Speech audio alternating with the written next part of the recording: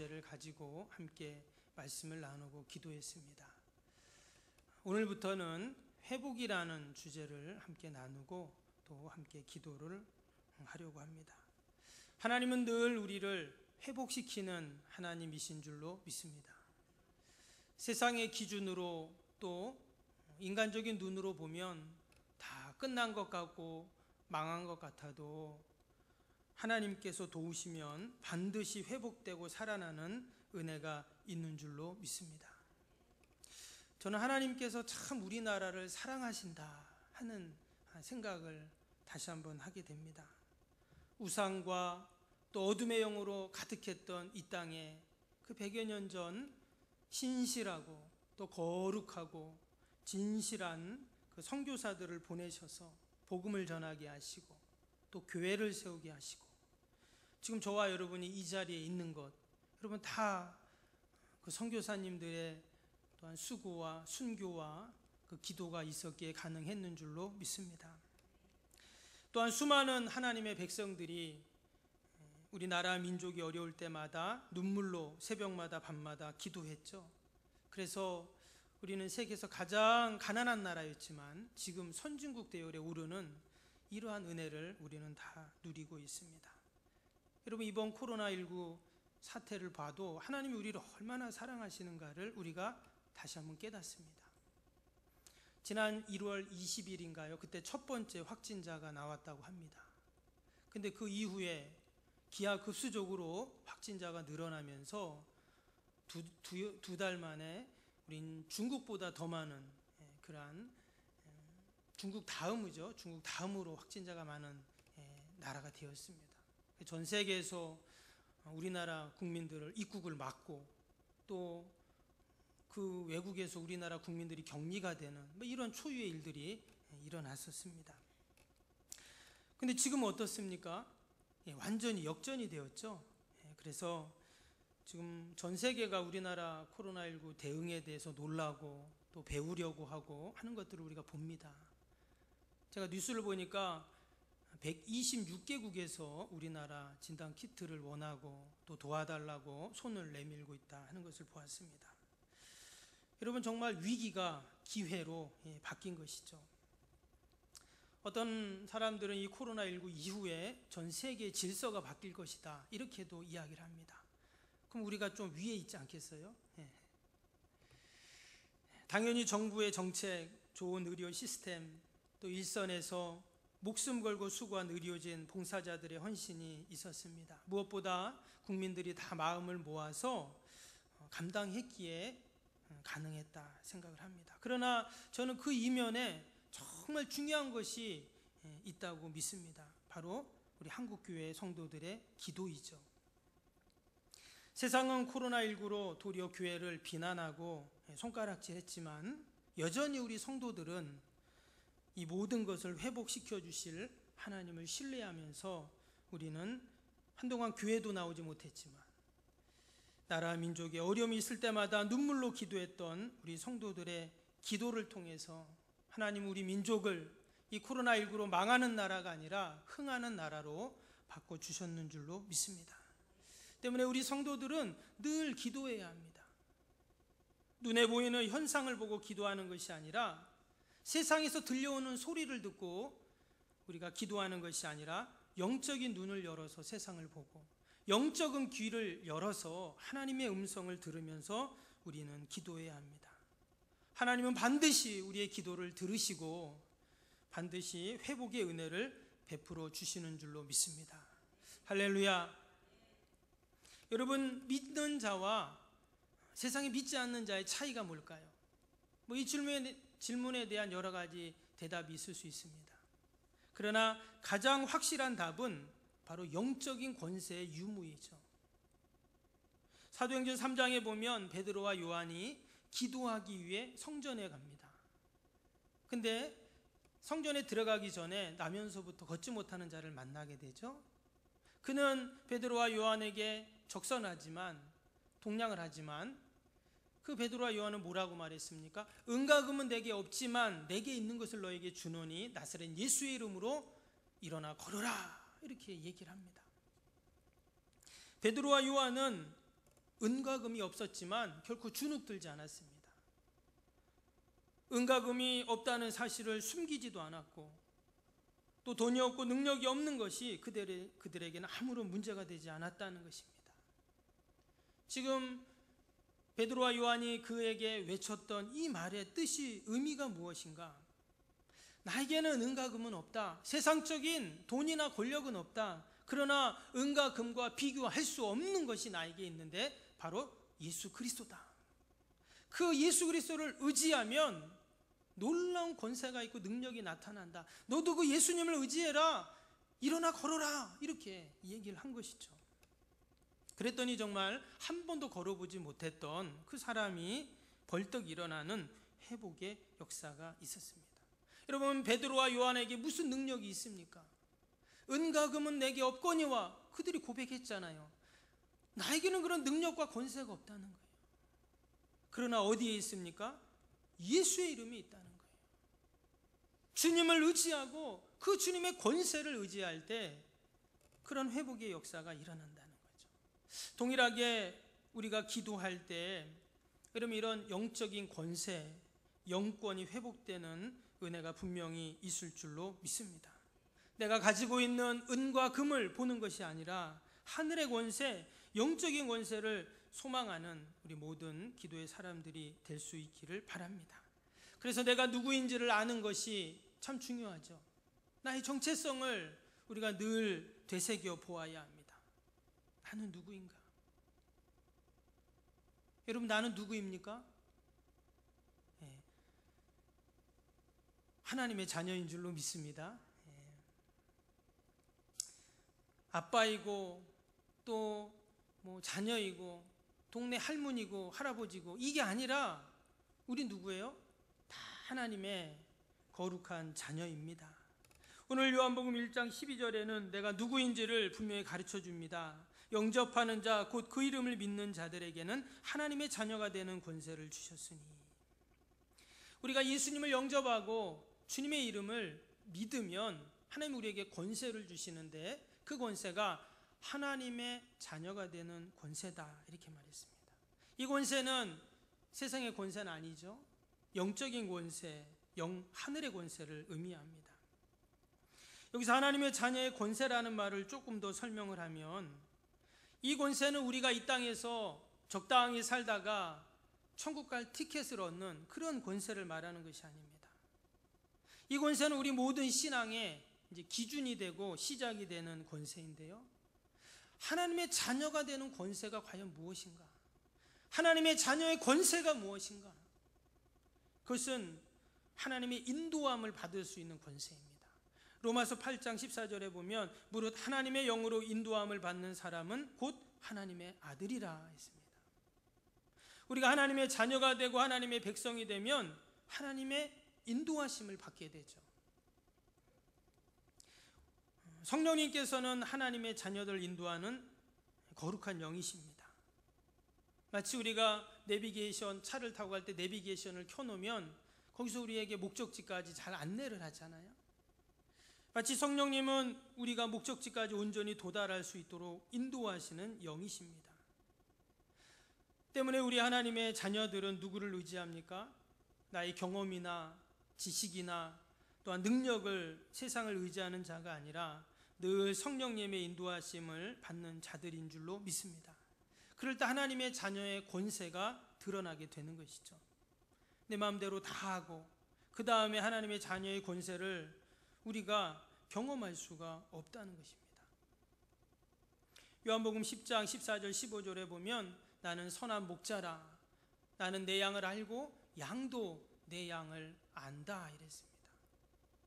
그래서 뒤에 보니까 나는 양을 위하여 목숨을 버리노라. 우리의 선한 목자 되신 그 하나님이 우리를 아시는데 심지어 우리에게 목숨까지 버리신다 이렇게 말씀을 합니다. 그러면서 이어지는 27절 밑에 보면 양은 내 음성을 들으며 나는 그들을 알며 그들은 나를 따르느니라 했어요. 그래서 우리와 하나님과의 관계는 어떤 관계인가? 우리의 선한 목자 되신 음성을 듣고 우리가 그분의 인도하심을 따라가는 관계라는 거예요. 어찌 보면 하나님의 인도하심은 하나님 자녀들의 특권이면서 또한 권리이고 의무가 되는 것이죠. 여러분, 광야 같은 세상 어디로 가야 할지 모르는데 우리를 바르게 목적지까지 인도해 줄 분이 계시다면 이것은 너무나 큰 은혜이고 또한 권세이죠. 여러분, 우리가 늘 하나님의 자녀의 권세를 감사하고 그 권세를 누리면서 살아야 할 줄로 믿습니다. 여러분, 오늘도 저와 여러분을 하나님이 인도해 주셨는 줄로 믿습니다. 내가 그냥 하루 산 것 같지만 아닙니다. 하나님이 나를 인도해 주셨어요. 어둠의 영의 길로 가지 않도록, 잘못된 길로 가지 않도록, 의의 길로 갈 수 있도록 또 이 밤에 성전으로 우리를 분명히 이렇게 인도하셨는 줄로 믿습니다. 또 하나님의 자녀가 누리는 권세는 하나님의 보호하심을 받는 것입니다. 여러분, 우리는 참 연약합니다. 그 보이지도 않는 미생물한테 사람이 죽고 두려워하고, 여러분, 우리가 인간이 얼마나 연약합니까? 수많은 전쟁에서 승리했던 군대 장군이었던 또 왕이었던 다윗은 시편 3편 1편의 1절에 보면 여호와여 나의 대적이 어찌 그리 많은지요 일어나 나를 치는 자가 많으니이다, 이렇게 고백했어요. 사방에서 자신을 대적하는 그들로 인해서 그가 두려워 어찌할 줄 모르는 것이죠. 그런데 이어지는 6절에 뭐라고 했냐면 천만인이 나를 애워싸 진친다 하여도 나는 두려워하지 아니하리다. 아무리 나를 두렵게 하고 나를 힘들게 해도 나는 두려워하지 않는다는 거예요. 왜? 하나님이 나를 지켜주시기 때문에, 보호해 주시기 때문인 것이죠. 내가 하나님의 자녀이고 하나님의 택함받은 자녀임을 그는 분명히 확신했기 때문에 나는 약하지만 하나님이 나를 지켜주시니까, 보호해 주시니까 두렵지 않다, 이런 고백을 하는 것입니다. 그럼 오늘 13절 말씀 보겠습니다. 요한복음 1장 13절에 이는 혈통으로나 육적으로나 사람의 뜻으로 나지 아니하고 오직 하나님께로부터 난 자들이니라 했어요. 혈통이나 육정이나 사람의 뜻, 의지도 얼마나 귀하고 귀합니까? 그러나 우리는 다 하나님으로부터 난 자들이라고 했어요. 하나님으로부터 난 자. 영어 성경에 보면 born of God이라고 되어 있어요. 하나님에 의해서 태어난 자, 이런 말이에요. 이것을 좀 더 쉽게 말하면 하나님의 계획, 하나님의 섭리, 하나님의 경륜에 의해서 우리가 다 하나님의 자녀가 되고 백성이 됐다는 거예요. 내가 어쩌다 보니까 교회 가고, 어쩌다 보니까 예수님 믿고, 어쩌다 보니까 지금까지 내가 교회 다녔다, 이게 아니라는 거죠. 그러면 그 사람은 언제든지 또 성당에 갈 수도 있고 절에 갈 수도 있고 또 점쟁이를 찾아갈 수도 있을 것입니다. 근데 우리는 어떻게 해요? 혈통으로나 육적으로나 사람의 의지로 하나님의 자녀가 된 게 아니라 오직 하나님으로부터, 하나님에 의해서 우리는 하나님의 자녀가 되었기 때문에 하나님은 늘 우리를 지키시고 보호하시는 것이 지극히 당연한 줄 믿습니다. 저와 여러분은 다 하나님의 보호하심을 받는 하나님의 자녀들인 줄로 믿습니다. 그럼 하나님의 자녀가 누리는 그 권세의 수준이 어디까지일까요? 그것은 바로 그 부모의 수준까지입니다. 우리가 지난번에 계속 형통에 대한 말씀을 보았는데 하나님의 그 풍요로우심과 형통하심이 하나님의 자녀들에게 다 그것이 이어져 온다 했잖아요. 우리에게 하나님의 기업을 우리에게 주셨다고 하셨는데, 여러분, 하나님은 어마어마하게 부유하시고 풍요로우시고 형통하신 분이십니다. 아버지가 가난하면 그 자녀도 가난할 수밖에 없어요. 아버지가 재벌이면 그 자녀는 자동적으로 재벌 2세가 됩니다. 때문에 하늘과 땅의 모든 권세를 가지고 계신 그 주님의 그 권세가 여러분 우리 자녀들의 권세인 줄로 믿습니다. 그래서 우리가 회복해야 할 첫 번째 것은 무엇이냐? 바로 영적인 권세, 또한 영권을 우리가 먼저 회복해야 할 줄로 믿습니다.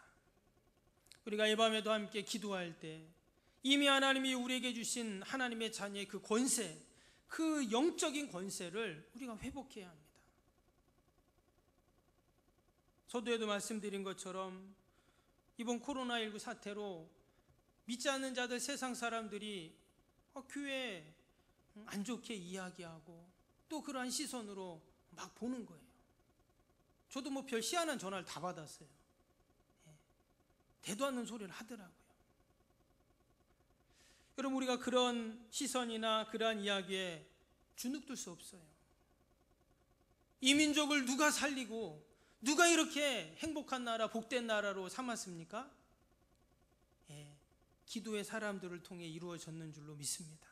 저와 여러분이 기도했기에 우리의 믿음의 선배들이 눈물로 새벽마다 밤마다 금식하면서 기도했기에 이 민족이 이렇게 사는데 어디 감히 택도 없죠.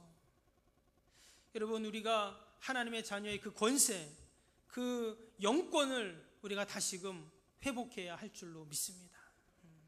한편으로는 이 코로나19 사태로 말미암아 우리의 신앙이 위축되고 또 한국교회가 이 퇴보하는 것이 아니냐 하는 진단도 있습니다.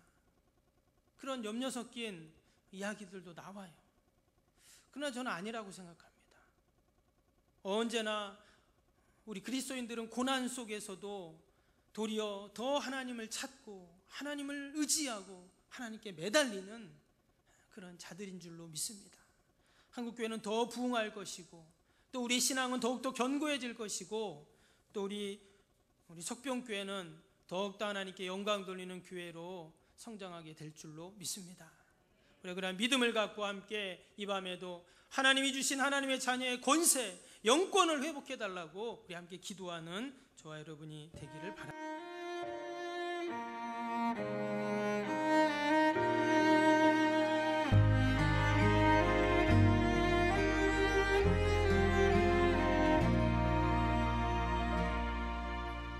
나는 하나님을 예배하는 예배자입니다.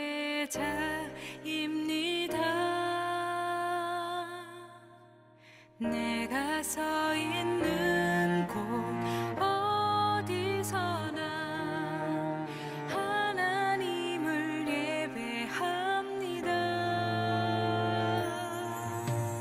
나는 하나님을 예배하는 예배자입니다.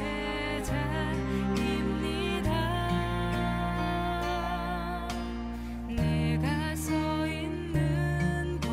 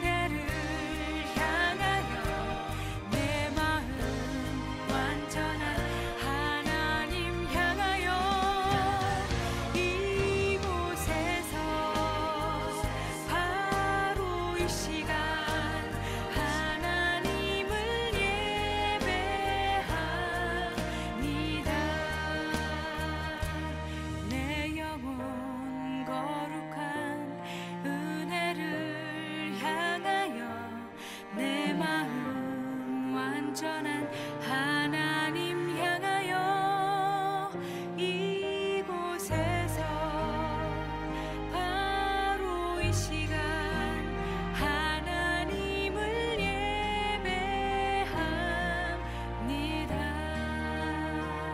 이곳에서 바로 이 시간